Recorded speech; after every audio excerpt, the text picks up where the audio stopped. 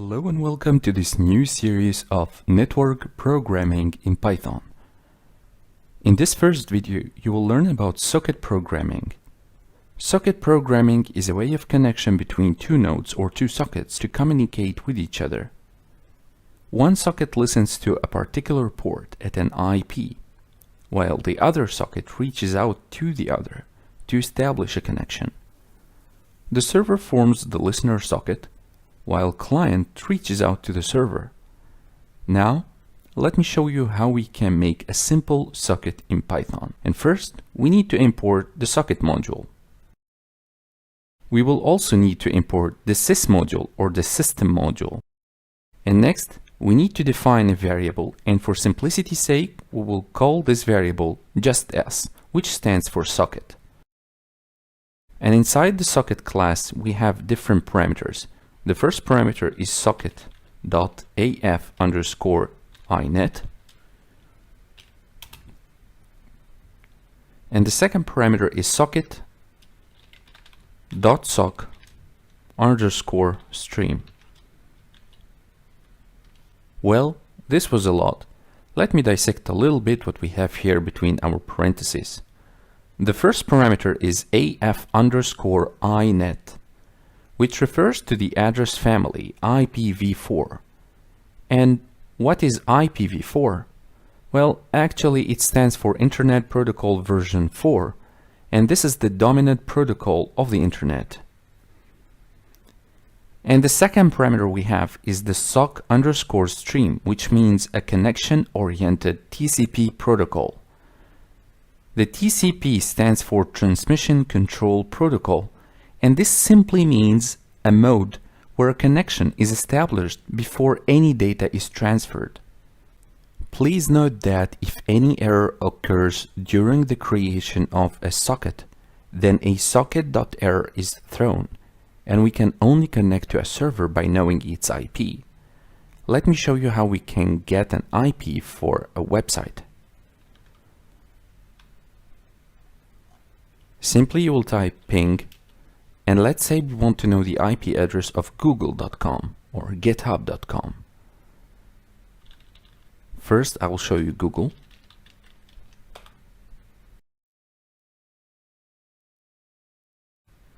This is the IP address of google.com. And if we'll do the same thing for GitHub,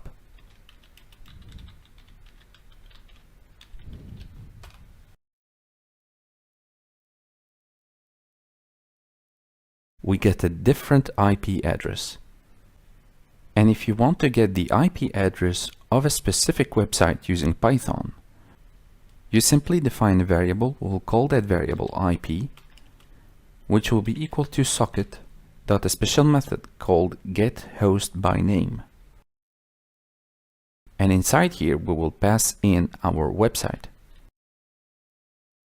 And simply we will print the IP. Now, let's open our terminal.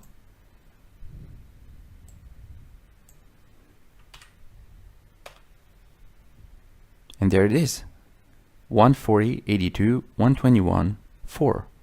Let's actually check between the GitHub's IP that we got here in Python and the one that we got in our terminal. It's the same, as expected. Okay, good.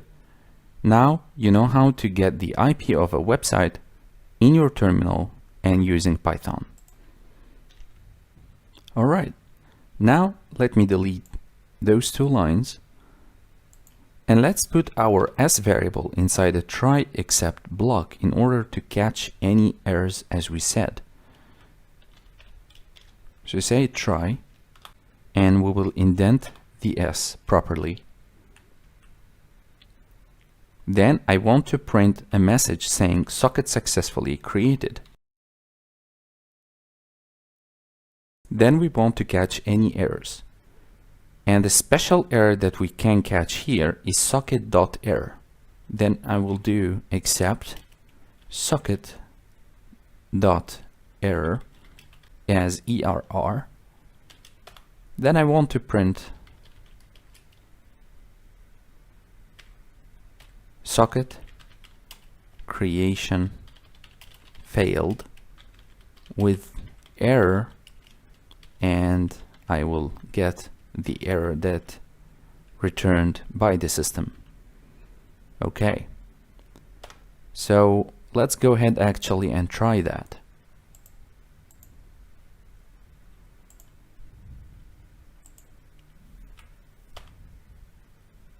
And there it is, socket successfully created. We didn't get any errors. Next, what I want to do is I want to put a default port for the socket. Let's say it's 80. Then I want to have another block of try except. We will have potentially a kind of error called socket.getError. So let's go ahead and say try, and a variable called host underscore IP will be equal to socket dot get host by name, and inside here we will have our www.github.com except socket.getError. And socket.getError means that there's a problem with the DNS, the domain name service. It's the internet service that's responsible for translating the domain name such as github.com or google.com to an IP address. And I also want to return or print a statement. We will say that there is an error resolving the host. And in this case, I want to exit the system. That's why we imported the sys module in the first place. Great. Now the last thing we need to do is we need to connect to the server. So we will use our s variable here, and we will connect. And inside here we will have a tuple of host IP, which is the variable that we have defined here, which is the socket.getHostName www.github.com to get the IP address. And the next variable is simply the port. And I want Python to print a statement for me telling me that the socket has successfully connected on port, and we want to return the host IP, which is right here. Okay, so let's do that. Print, and we'll use the f string. Socket has successfully connected to GitHub on port, and here we will pass our host underscore IP. Good. Let's actually try that. So we'll say Python main.py, and there you go. Socket successfully created, then socket has successfully connected to GitHub on port, and we show the port which returned by our getHostByName method. Okay, I hope you liked this video. Thank you for watching, and I will see you in next video.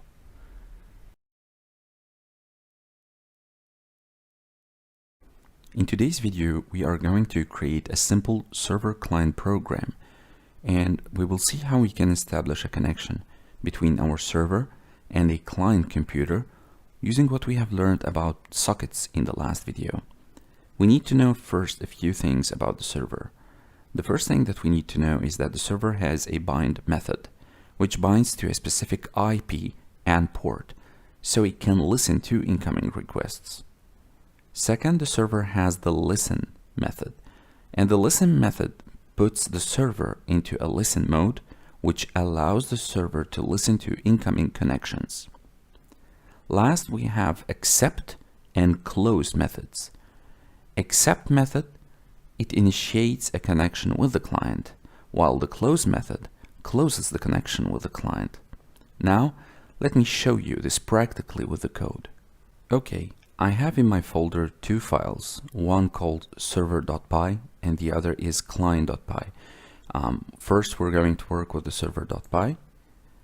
So the first thing that we need to do is we need to import socket. And we want to create a socket object. And we want to print a statement saying that the socket successfully created. Okay, now we want to reserve a port on your computer. In our case, it can be anything. So we'll have a variable called port, and let's just say 56789. Next, we want to bind the port.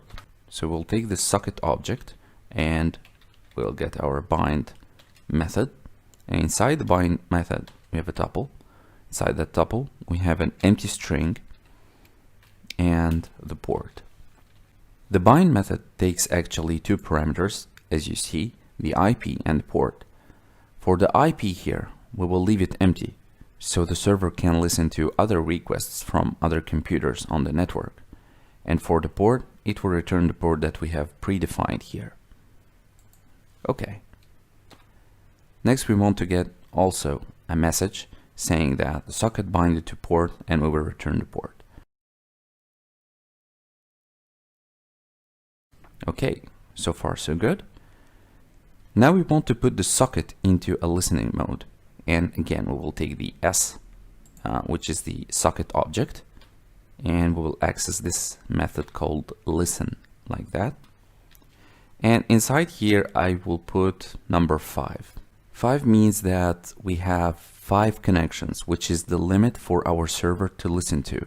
And if a 6th connection tries to connect, then the connection will be refused. And I will print a statement saying that the socket is listening. Okay, great. And now I want to create a forever loop, a while loop, while true, until we interrupt the connection or an error occurs. So we'll say while true. And here I want my connection, which will be just C letter, and also the address will be equal to S, which is the socket object, dot accept. All right. The next thing that we want to do is we want to print a message saying that we have got the connection from, and we want to return the address, whatever the address will be. So simply we'll say print got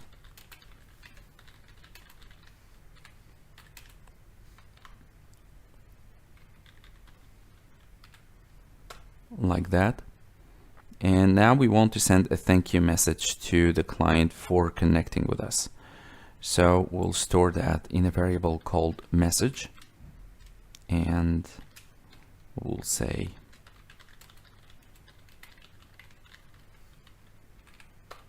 okay.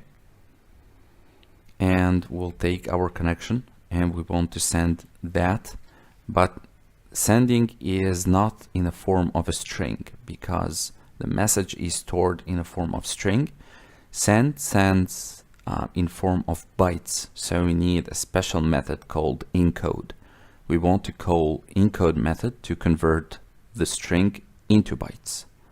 How we can do that? Well, it's very simple. We will take a message dot encode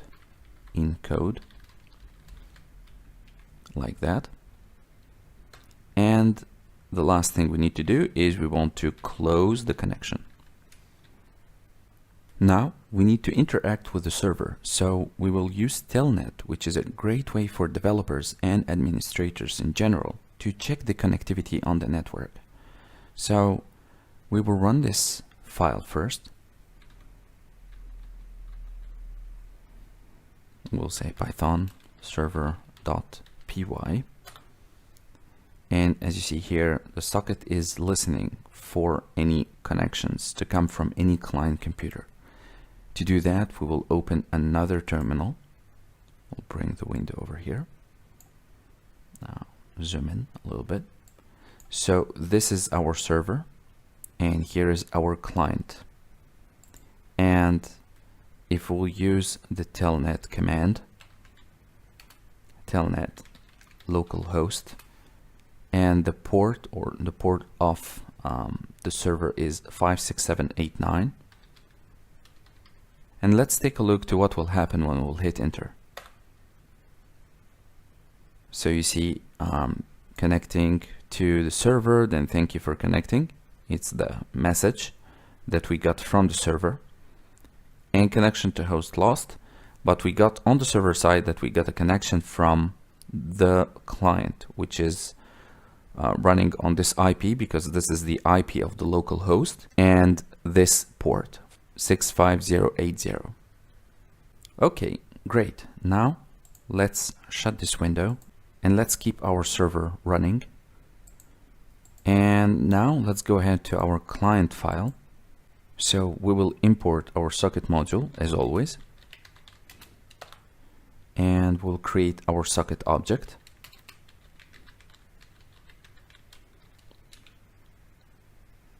Okay, then we will define the port on which we want to connect, and the port of the server is 56789. So again, port will be equal to 56789. Now we want to connect to the server on the local computer with the local host IP. So we will take the S object, connect again a tuple inside here our IP, and the port, which is predefined. Then we want to receive the data from the server.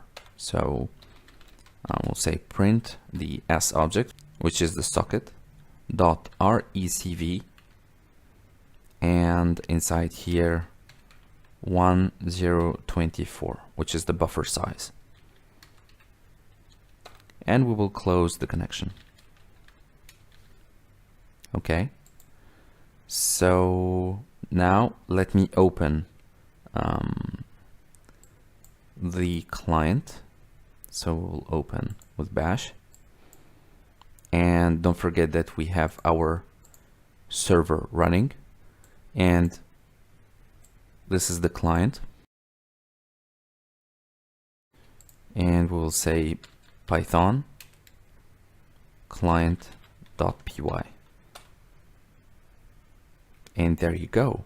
Thank you for connecting. This is the message that we got from the server, and here we got connection from 127.0.0.1 with a different port 65109, which is this client computer machine here. And if we will create another client and another client, and every time we will have a different port. All right, so there you go, a simple way to check the connectivity between the server and a client machine. I hope you liked the video. Thank you for watching, and I will see you in the next videos.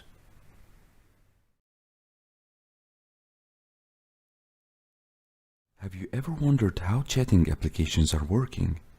In today's video, you are going to learn how to create a chat room between multiple client computers connected by the main server. In our folder, we have two files, the server.py and the client.py. And the first thing that we need to do in our server.py is that we need to import the threading and the socket modules. What is a thread? A thread is a sequence of instructions within a program. For simplicity, running several threads is similar to running several different programs. Then we need to set a host IP and a port for the server to run on. And this will be our local host. Here we need to be careful not to choose a reserved port. So in order to display all open ports, just go to your command window or bash and type netstate. I'll show you how. Simply run netstate.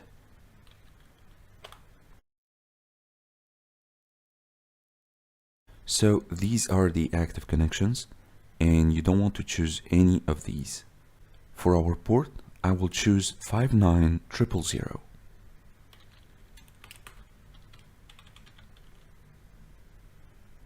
Next, I want to create a server object. and this we have learned to do in the last videos. Great! Now we need to bind the server to the host and the port. So simply we will say server.bind, and be careful here, you need to put a tuple inside the tuple, otherwise you will get an error message telling you that bind method takes exactly one argument and two given. Next we want to activate the listening mode for any incoming connections to the server. For a client A to send a message to client B, he needs to send this message first to the server, which will play the role of the intermediary between both clients. Next we want to create a list for clients, which will be an empty list, and also we need to create a list for aliases or nicknames. Great! Now let's create a function which sends a message from the server to all the connected clients. We will call this function broadcast, and it takes one parameter, which is the message, and simply we will iterate through the list of clients, and for each client we need to send this message. The next function that we need to create is a function which will handle the connections of each client computer. So when client A connects to the server and send a message, say to client B computer, we want to receive this message from client A and send it to client B. So in order to do that, we will wrap our code inside a try except block, which is used to catch and handle exceptions. We will call our function handle client. It takes one parameter, which is the client himself. Then we will have a while loop. Then we will have our try. And the message in this case will be equal to the message received from the client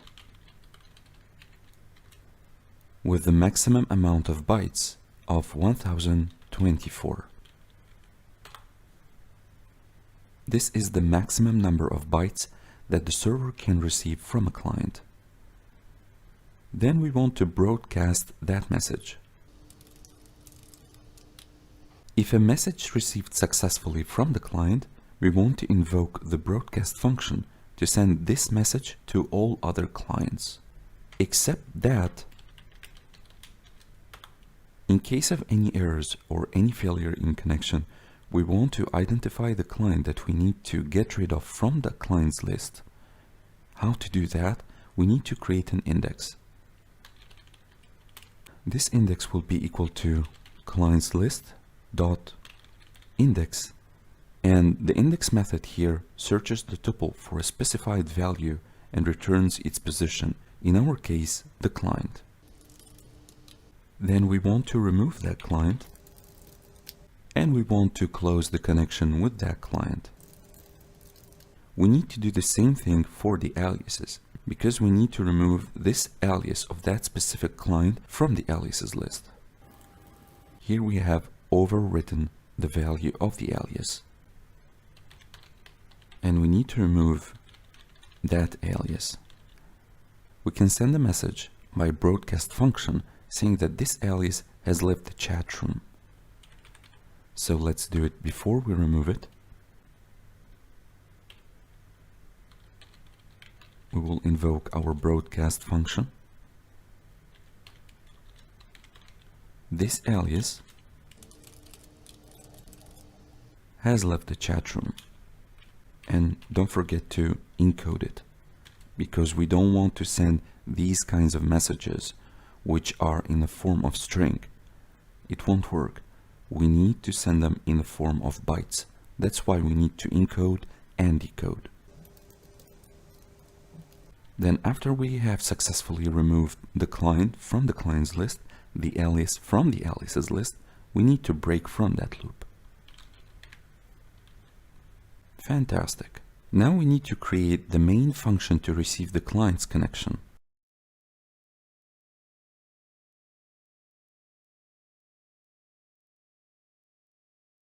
Now let's create our receive function, which is our main function to receive the client's connections.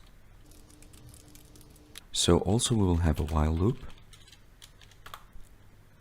And let's at the beginning saying that the server is running and listening for connections,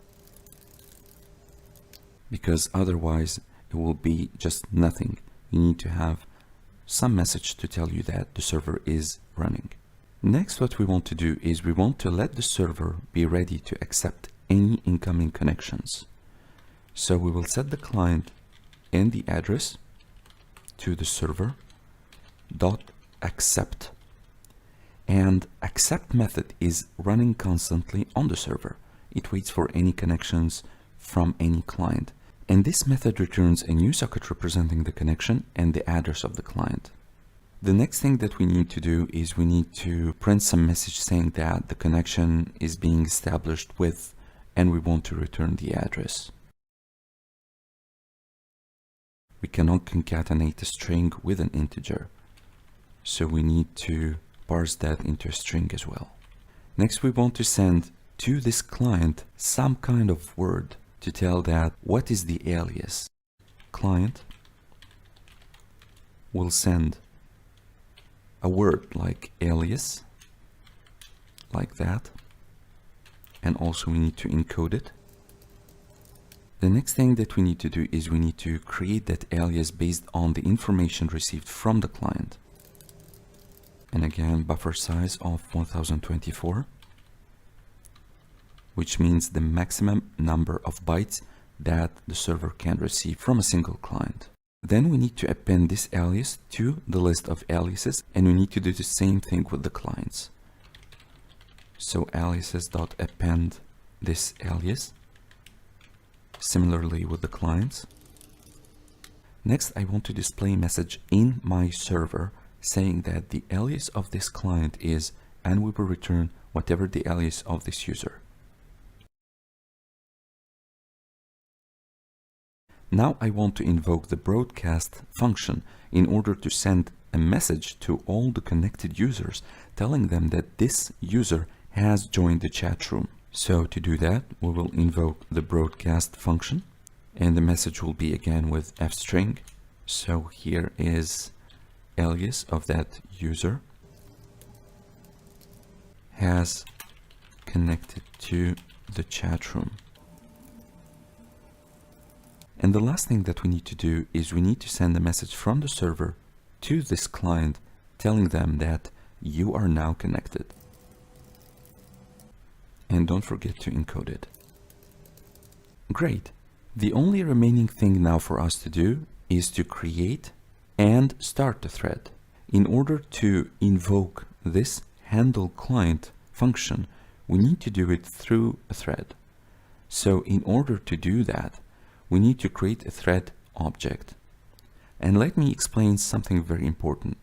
Python supports multi-threading here, and we're going to run an individual thread for each connected client, as we want to handle the threads in the same time, and this is how Python supports the multi-threading. Because the server needs to receive and send the messages in the same time, let's say that client A send a message at 6 o'clock. You want in the same second the client B receives the message instantaneously, and that is why we need to create the thread. So a thread object will be equal to the threading module dot the thread class, and the thread class has different parameters. The first parameter is the target, which will be equal to our handle client function. And the second parameter is the arguments, which will be equal to the client. We need to handle only the client. Great. The last thing is that we need to start that thread. Okay, we are done with our server side. The only thing remaining is that we need to invoke that receive function here. So we'll say if name equal to main, and I know I can do it without that, but I'm old school. I used to do if name equals to main. Then we need to invoke the receive function. Great stuff. Now let's go ahead and write our client side. We're now inside our client file. We need to import the threading and the socket. Then we need to get an alias, and this will be in form of input. We'll say choose an alias. Then we want to create a client object. And I think you know this by heart now. And instead of binding a client to a host and a port, we're going to connect it. So we will connect the client to the local host and our port. Now what we want to do simply is that we want to create two functions for two threads. One for receiving the messages from other clients through the server, and the other one is to send messages to other clients also through the server. So first we will create our client receive function. Like that. And also we need to run a while loop with a try except block. And inside here we will say that the message is equal to client receive the 1024 bytes, and we want to decode that because now we are receiving and not sending. And if message is equal to the aliases, which is this word that we have defined in our server, let me show you very quickly, which is here, because the server will send this message to the client, and if that message is equal to the aliases message, then we want to send the alias, which is the input right here, dot encode UTF-8. Encode runs with the send and decode runs with the receive. Don't forget that. Else, we want to print the message, whatever message is received from the server. Except that we want to handle any errors by just printing a message saying error. And we want to close the connection with that client and break out of the loop. Like that. Now let's go ahead and create our sending function, which is pretty straightforward. Client.send. Again, we will run a while loop, and we will say message equal to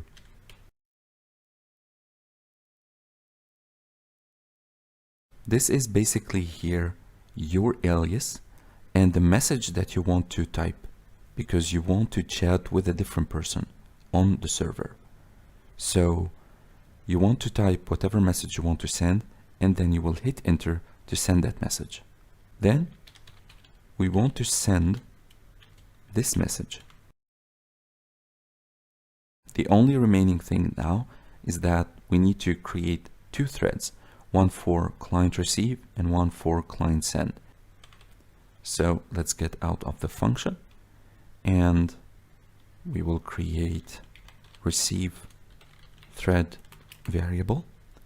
This again will be equal to the threading module dot the thread class, and inside we'll have a target which will be equal to the client receive. And let's start that thread, and similarly with the send thread, and we are done with our client. Now let me run 3 different windows, one for the server and 2 for different clients and we will see how they can chat with each other. Okay, now let me show you how to do that. As I have bash, so I will open the folder through bash. So this is the first window, the second window, and the third window right here. So how we can organize it, we can put both clients down here and the server, we will put it above here. Now let's go ahead and run our server file. So we get a message telling us that the server is running and listening.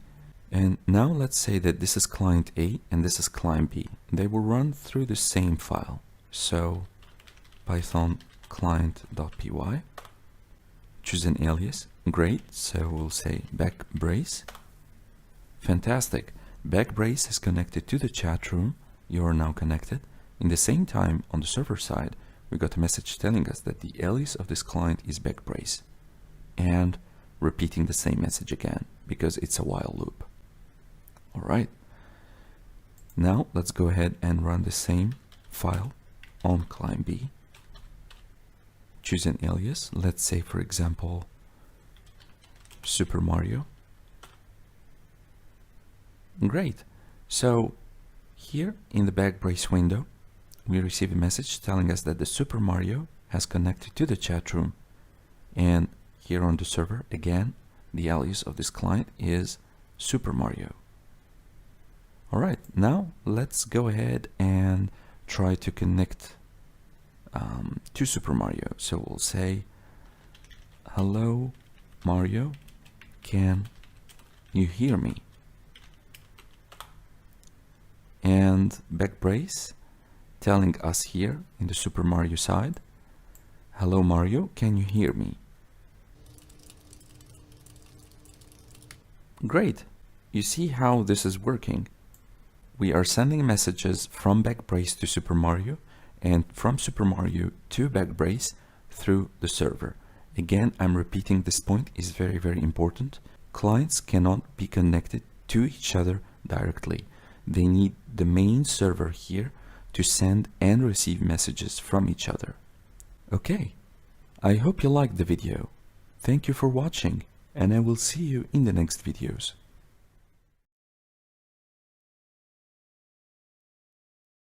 Hello everyone, how's it going? In this video, I'll show you how to find available Wi-Fi networks using two approaches. The first is by using the CLI, and the second is by writing a short Python program which will help us doing so. Wi-Fi is an abbreviation for wireless fidelity, which is a wireless technology that allows computers and mobile devices and even other equipment such as printers and scanners to connect to the internet. We can discover the names of the Wi-Fi connection available in the surrounding area, and we will need only one module to write our program. This module's name is subprocess. The subprocess module allows you to spawn new processes, connect to their input-output error pipes, and even obtain their return codes. And we don't need to install it, as it's a built-in module in Python. First, I will show you how to find network names using a Python program. Then I will show you how to do the same thing using CLI or command line interface. So let's go ahead and import our module, which is called subprocess. And you can see the description of the subprocess module on the right side of the screen. The next thing we need to do is we will create a network object.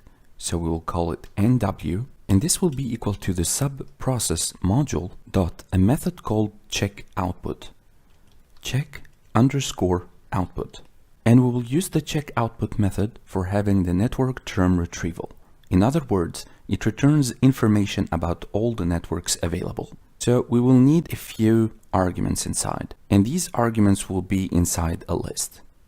So we'll have a list, and the first argument is called netsh or network shell.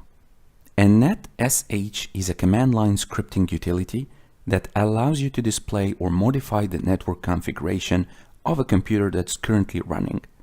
And I will show you in a few moments in the CLI how to use it. So this is the first argument, and we want the network shell to work on the wireless network or wireless local area network. We want to show the available networks. So as you can see, check output method works to show the available networks on the wireless LAN by using the netsh utility. So by executing line 5, we will get all available networks, but they are coded. They are in the form of zeros and ones. So we need to decode them. How to do that? Well, let's create another object or variable, decoded networks. And this will be equal our NW object, which contains all the networks available, dot a method called decode. And what we want to decode? We want to decode ASCII. And ASCII stands for the American Standard Code for Information Interchange. And it's a character encoding standard for electronic communication, basically. So these codes in the ASCII standard represent text in computers, telecommunication equipment, and other devices. Now, let's go ahead and print our decoded NW. So as you can see, a few lines of code will help us finding all the available networks. Let's go ahead and execute that file. Say python main.py. And there you have it, all available networks in my area. The SSID stands for Service Set Identifier. And basically it shows your network's name. All right, so I have 1, 2, 3, 4, 5, 6, 7. I have 7 Wi-Fi networks that are available in the building, I suppose. And for each network name, you will find the network type, which is infrastructure. It's the same for all of them. You will have the authentication, WPA2, personal, and encryption, which is CCMP, but not for all. Here you have TKIP. And these are the names of the networks. So Lanxess, Toya, which is very popular in Poland. This one right here. All right. And this is mine. I'm using Orange operator.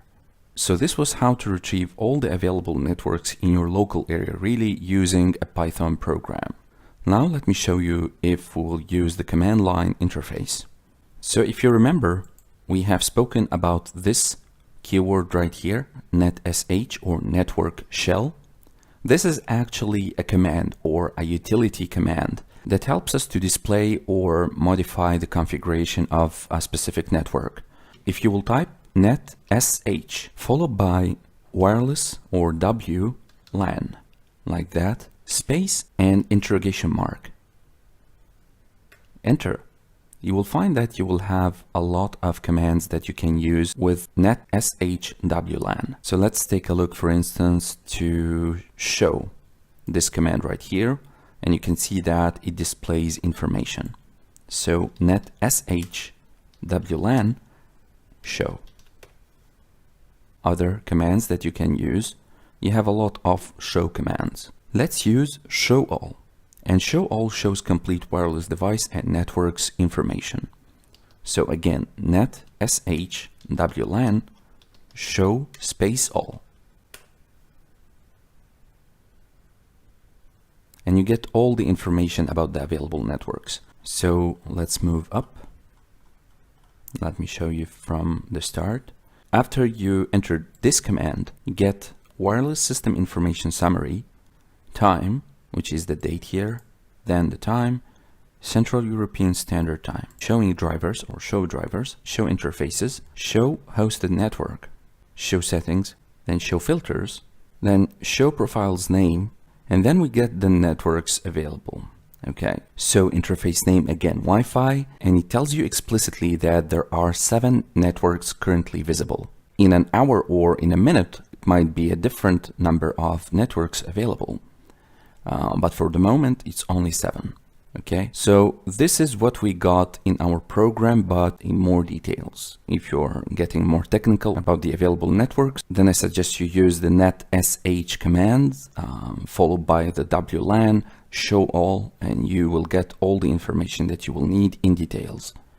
All right, so this was how to display all available networks in your local area network. I hope you liked the video. Thank you for watching, and I will see you in the next videos.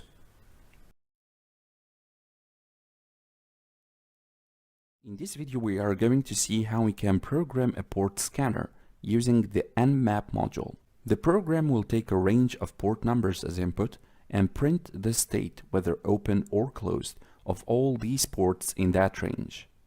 Ports technically are like holes in the network. So your router has probably a firewall, and what it does is that it protects anything that comes from the outside from getting in. So you might have anything going on your network if you're running an online shop or e-commerce website or managing any website for fun. You might have an open port like port 80, for example, which will allow people to access your public IP address at port 80. And this is very bad because ideally you don't want any open ports on your network. It's like you're leaving your windows day and night, inviting all sorts of bugs to come into your house. And we don't want that. So this program will just shed the light on these open ports. And you will need to have the NMAP tool installed on your computer. So if you don't have it, let me show you how to get it. We'll just type nmap.org/download.html. And you can find your operating system. I mean, if you have Microsoft Windows, Linux, Mac OS, as I have Windows here, just you can click. If you have Windows like me, you can click here. If you're running on Linux, so you can find the latest stable release, you can download it from here. And there is only one option for the Mac OS X. And NMAP is a free and open source network scanning tool. We will also use the Python-NMAP module to achieve this task. So let me show you. You will need to go ahead and pip install Python-NMAP.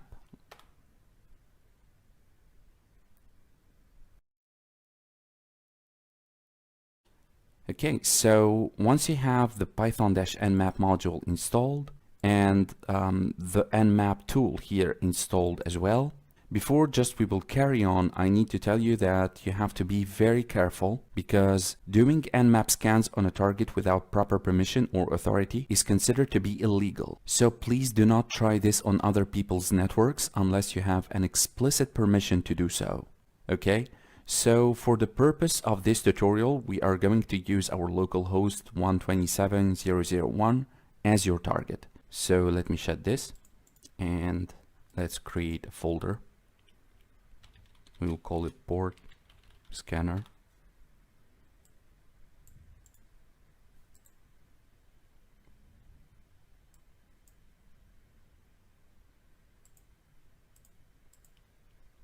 Create a file called main.py. So the first thing you need to do is to import NMAP. Then we want to take the range of ports to be scanned. Get two variables, begin at 75 and end at port 80. Then we want to assign the target IP to be scanned to a variable. So I'll create another object called target. And IP, as we said, our local host 127.0.0.1. Then let's instantiate a port scanner object. So we'll call that scanner.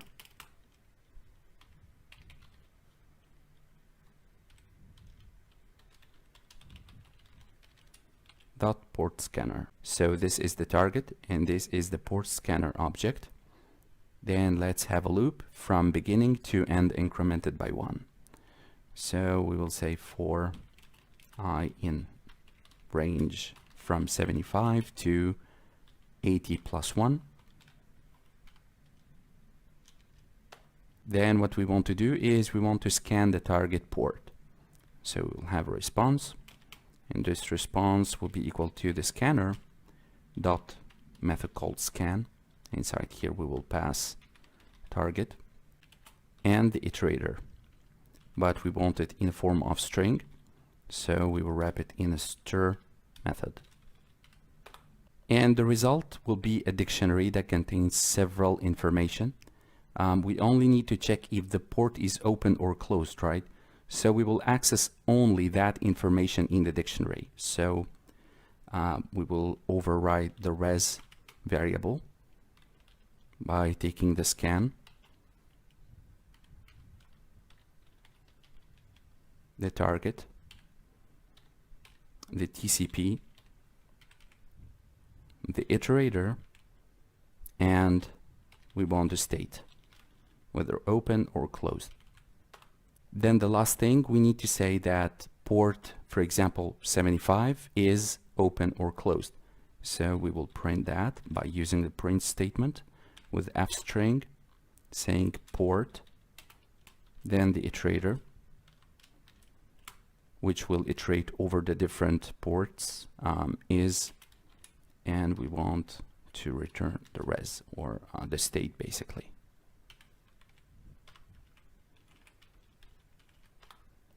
Okay, and that's it. So let's check it out. So let me just open it using my get bash tool here.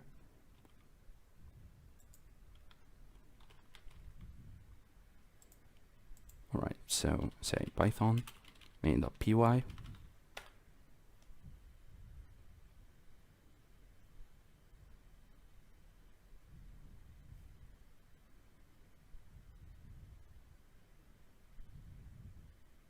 Fantastic. I have all the ports from 75 to 80 all closed, which is a very good sign. That means that my network is secure. And if you'll have the same, then it's very good. If you have any open ports on your computer, this is not good. And you need to protect yourself against that. Because if hackers will use their ways to scan any ports on your computer, they are able to detect any vulnerabilities on your system.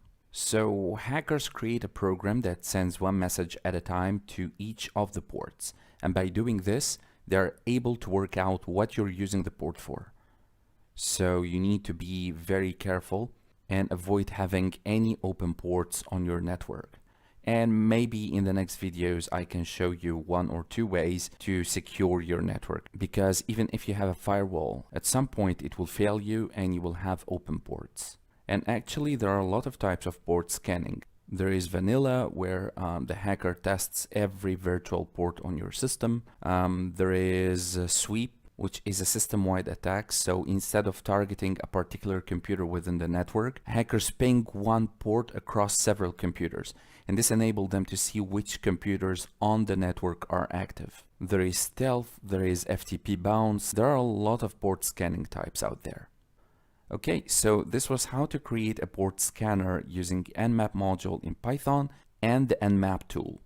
I hope you liked the video. Thank you for watching, and I will see you in the next videos.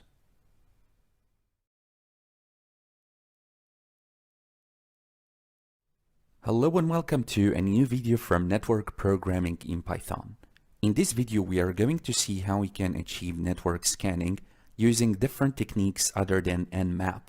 And this video was an answer to a question made by David Costigan, a dear friend of the channels. So, a quick recap on some of the previous videos that included network scanning. Network scanning or port scanning is used as a surveillance tool that's used in order to identify any open ports available on a particular host, and in this case, your own network. And by the way, hackers and penetration testers use this technique. You can get information about open ports, about services running on each port, and also about MAC addresses of the target host, which is layer 2 protocol.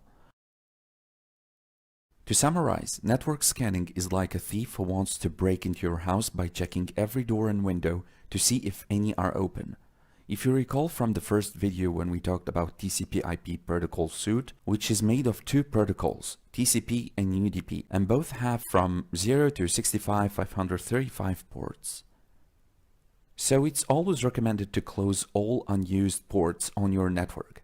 And these 65,535 ports can be divided into 1. System or well-known ports from 0 to 1023. 2. User or registered ports from 1024 to 49,151. And 3. Private ports from 49,151 and above. And in previous videos, we have discussed WebSockets and how to create them. So let me type a piece of code here for a port scanner using socket.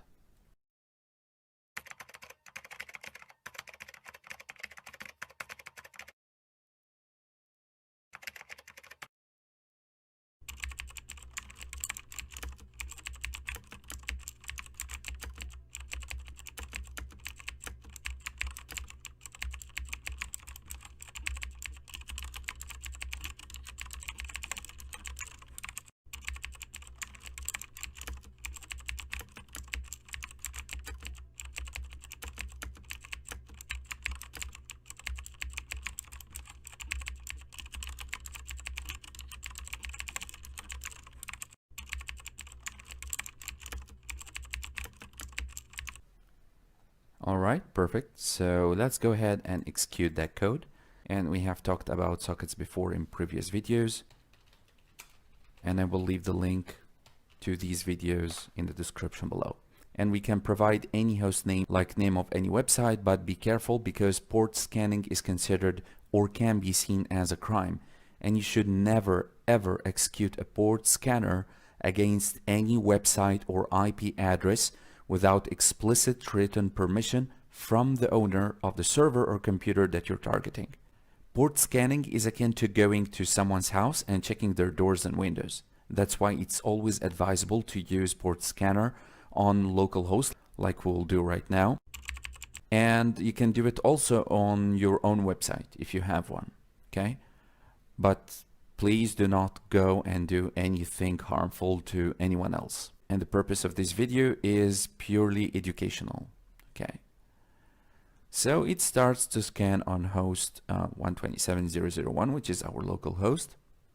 And you see it's taking time because it's basically going on all the ports to see if any ports are open from port 50 to 500. So Python has 450 ports to scan. And it does that sequentially, not concurrently. Maybe it would be a good idea to show you sometime how to use async IO with sockets. It's the trend now, async IO and concurrency in Python.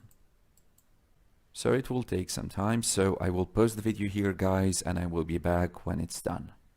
Alright, so we have two open ports, and if you will do the same test on your machine, you will have the same. 135 and 445 are always open, and it calculated the time taken, okay? And you see that this is the number of seconds, 999 seconds, which is a long time. So this was how to scan your network using sockets.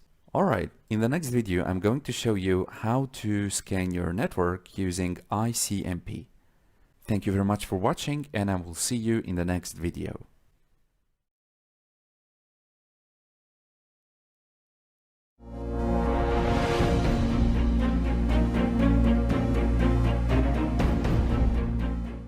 Hey, what's going on everyone? This is Backbrace and welcome to this new tutorial where we're going to build SQL injection scanner. Now, I'm going to assume that you understand already what is SQL injection, but if not, that's no problem. Let's just take a look to OWASP website here that explains very well what is SQL injection and a small diagram. And this is not my diagram. I'm going to leave the link to the website where I got this diagram from because it's very well detailed. OWASP, by the way, is an abbreviation for Open Web Application Security Project. It's a non-profit foundation that works to improve the software security. So basically, SQL injection attack consists of insertion or injection of a SQL query via the input data from the client to the application. Here you have the client, right? It's your computer here. There you are, and that's the attacker, who is going to insert a malicious character in an input field inside your user form. And that user form, if some malicious character like a single quote, backward slash, or any other malicious character, and the query is submit to your web application server, then the web application server is going to connect to the database server. Now, here is the danger. If your database server in your SQL is not well written and is not well secured, there might be leakage of usernames, passwords, all the customer records, everything inside your database could be potentially hacked or deleted, dropped, right? That's the main goal of the attacker, is to extract a bulk of knowledge of data from your database. And it's no wonder that the SQLi or the SQL injection is ranked among the top 10 most dangerous cyber attacks in the world. If you'll take this example, for instance, so you want to select ID, first name, last name from authors, but that's not all. We will need a where clause here. But before that, if one provided first name is equal to evil, this single quote EX and last name Newman. Now take a look to the whole query. Select ID, first name, last name from authors, where first name is equal to, and inside single quotes, evil, another single quote EX, and last name is Newman. Now, the database will attempt to run that query, but we will have an incorrect syntax near the IL, as the database tried to execute evil. Now, if you will have syntax error, that means that you have a security problem inside your database code. So in this tutorial, we're going actually to build a scanner for that using Python language, and we're going to scan different websites and to check the vulnerability, the potential vulnerability on these websites. All right, so let's go ahead and do that. All right, so let me actually go to my folder. I'm going to create SQLi. I'm going to open that with Visual Studio Code. All right, I'm going to create here main, or let's call it scan.py. So actually I'm going to use my website here, and I'm going to extract the web forms first, because SQL injection, as we said, is carried through user input, right? We will check whether a web page has SQL errors in it. And this will be useful when we're going to check for the SQL injection attacks. And finally, we will test it on the HTML forms. Okay, so we will need two packages actually. We will need the beautiful soup, and we will need the requests package. So these are third-party libraries that we will need to install. All right, so let's go ahead and first of all activate virtual environment by using pipenv shell command. If you don't have pipenv, you can install it simply by typing pip install pipenv. And if you're using Linux, you can type pip3 install -- user pipenv. And also on macOS, you can use homebrew, right? So yeah, this is for Windows here, just pip install pipenv. Great, now let's go ahead and pipenv install BS4 and requests. In the meantime, let's go ahead and open my website.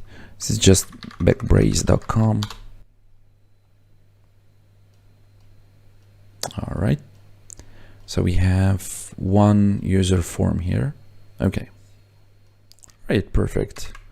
Let's get back to our VS Code. And let's start by importing the requests. And also we want the beautiful soup. So from BS4, I want to import beautiful soup. Perfect. Also, I need the system module, and from urlib library, urlib.parse, I need the URL join, and you will see later why I need that. Now I want to initialize the session of the HTTP, and we will set the latest user agent for our browser here. So you can take a look to my previous network programming in Python. You'll find all of that in details. So requests.session. So this is the session, and I'm going to take the headers. So to know the user agent, just simply you can go to your browser and what is my user agent? All right, so this is it. Mozilla 5, blah, blah, blah, all of that. So I need to take this, by the way, get back here. Okay, so here, user agent. And this is equal to what we have copied. And we'll paste here. Let me just make this a little bit smaller. All right, great. Now we shall extract the HTML web forms, right? So the HTML here. So we'll need the HTML from here for the user form. So let's go ahead and do that. For this, first of all, we will write a function that upon giving a URL will make a request to that page. And then we'll extract all the HTML form tags from it. All right, so let's go ahead and do that. We will call this function get_forms. We will pass URL as input, and soup here is equal to beautiful soup, and the session to get the URL and content, then HTML parser. And then I want to return all the forms, right? So I want to find actually each form and returns. That's the main purpose of the get_forms function.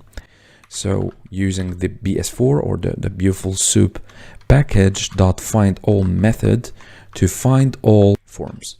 Okay, so this method, or rather function, to get all forms. The next thing that I want to do is to create a function that returns the form details. I need the details of each form. So let's call it form_details, and inside here the form as an input. So first of all, details, let's call it what? Details of form. And this is going to be an empty dictionary just for the moment initially. Then I need two things, the action and the method. The method is going to be naturally get, because we're going to send a get request to the website.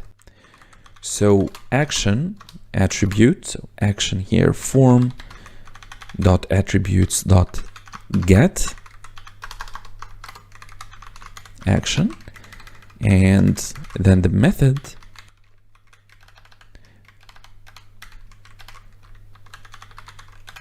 is get.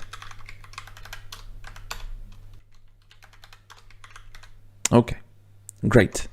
And then I want to create inputs list. Initially, also this inputs list will be empty. Then we're going to append to it the input type, the input name, and the input value. We are getting the form details, the details of each user form in my website, which actually happens to be only one. Name, here, first name, last name, email, the options, you get some options here, and the comment. Okay, so basically the scanner will scan and will find this form here and will tell us if there is some vulnerability here or not. Okay, let's get back to our code and let's create a for loop. I want to iterate over and create input type, input name, and input value.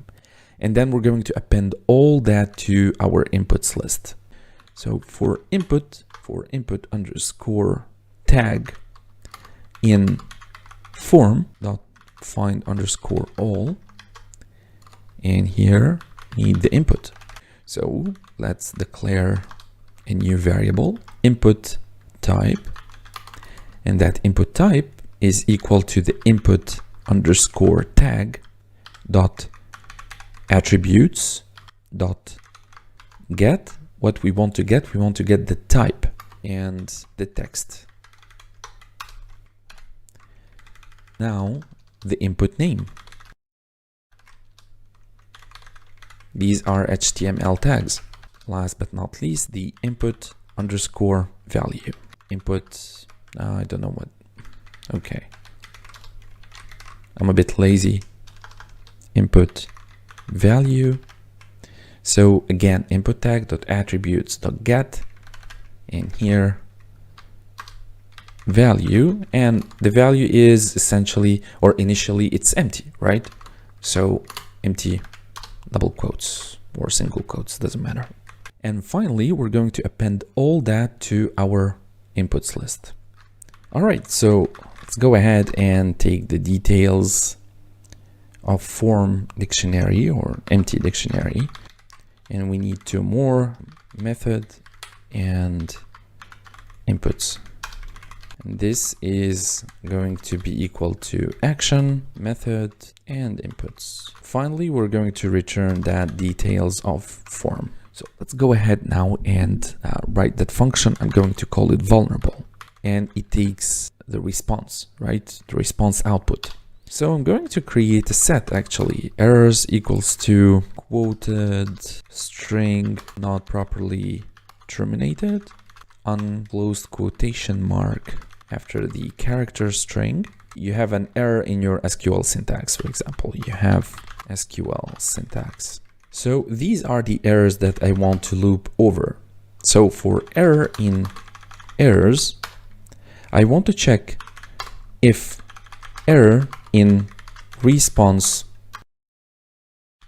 dot content dot decode dot for lowercase dot lower, I want to return true, else we can return false.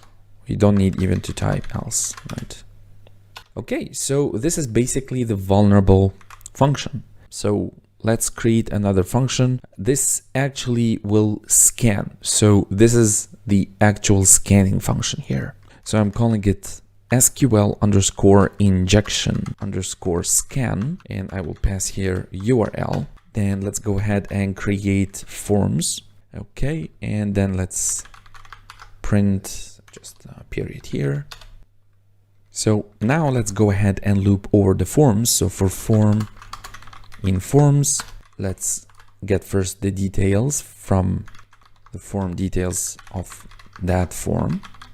Then inside that forms for loop, we'll have another loop. So for I in inside double quotes,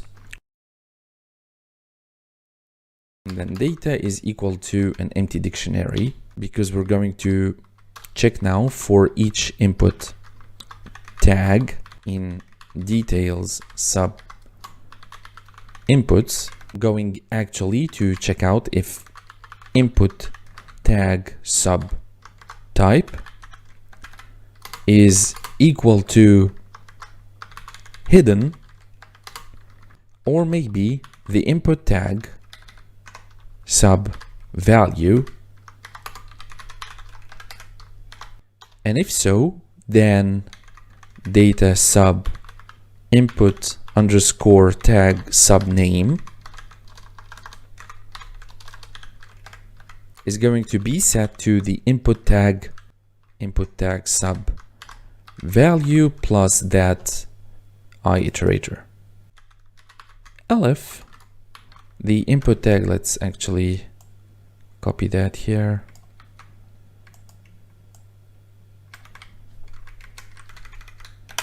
If the input tag sub type is not equal to submit, in this case, I want data with the input tag name exactly to be equal to, well, we're going to format that for the test with the iterator. All right, so what happened here actually? We have iterated over that sign that might be maliciously entered as input. If it's entered inside the input and submit, and if we have any response, that means that there is some vulnerabilities inside the website, right? So actually we are checking for like we are looping over these symbols. Then we created a data dictionary, and then we have looped over the details, and then we have checked if the type is hidden or if the type is equal to the value. Then we are setting the name to be equal to the value plus that iterator, whatever symbol. If the type is not equal to submit, then the name is set to be the test with the I or that iterator. Okay, and finally we need to print that URL, form details form. If the method is post, not get, we need to check for that as well. So if details with method is equal to post, then the response is equal to the session, and we're going to post the URL, and data is set to data. Okay, elif details method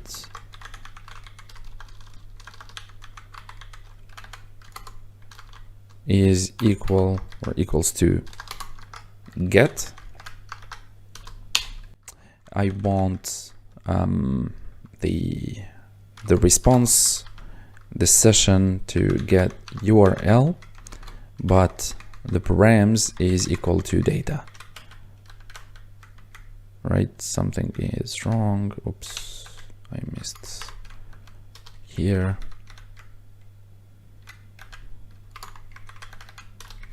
Okay, just like that. So if the method is equal to post, I'm going to assign the URL. I'm going to post the URL and assign that to the response. So this is simply checking if the method is post, we're going to post the URL, else we're going to get the URL. So if vulnerable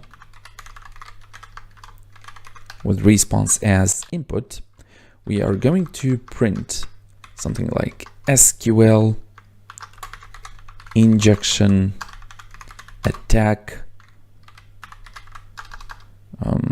vulnerability, and let's return that URL. Else we are going to print no SQL. All right, and let's break outside the loop once Python hits that 70th line. Now let's go ahead and old school, if name is equal to main, let's define that URL that we want to check. URL to be checked is equal to https://backbrace.com, and now we can invoke that function, SQL injection scan.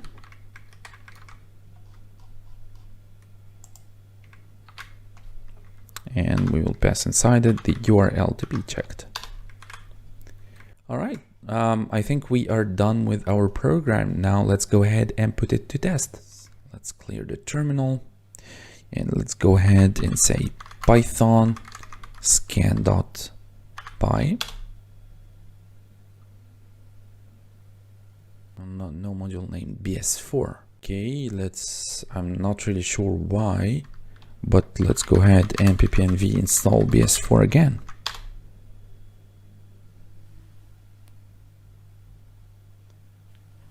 All right, and let's make sure that the virtual environment is activated. ppnv shell.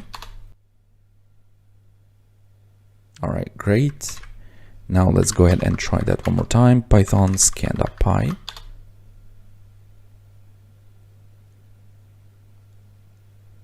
All right, perfect. There you go.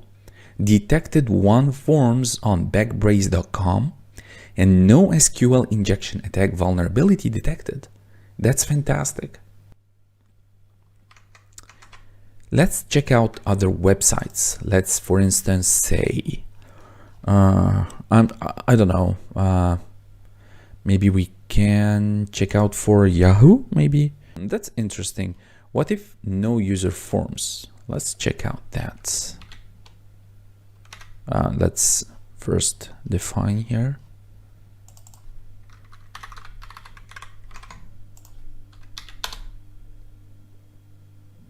Okay, detected 5 forms on http://yahoo.com. And now we have something is not right. So if vulnerable res local variable res reference before assignment.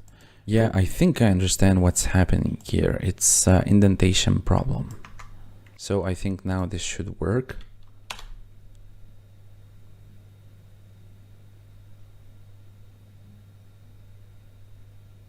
Yeah, great. Because first here on my website, it was only one form. But once it started to check out for the looping on different forms in one page, we got that error. It's just an indentation mistake. So you can see here that all of these 5 forms, no vulnerability detected. Let's check out the last website. Let's see, for instance, let's see, CNN maybe.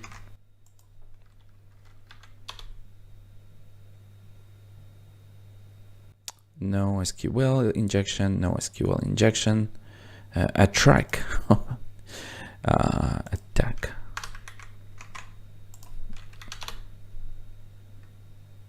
Okay. All right, so our program seems to be working fine. Feel free to play with that. This is not dangerous for anything. On the contrary, we are scanning for vulnerabilities on websites, which is very good. You can call yourself a white hat hacker, which is essentially pen tester. So yeah, that's it for this tutorial, guys. Thank you very much for watching, and I will see you in the next video. See you soon, guys.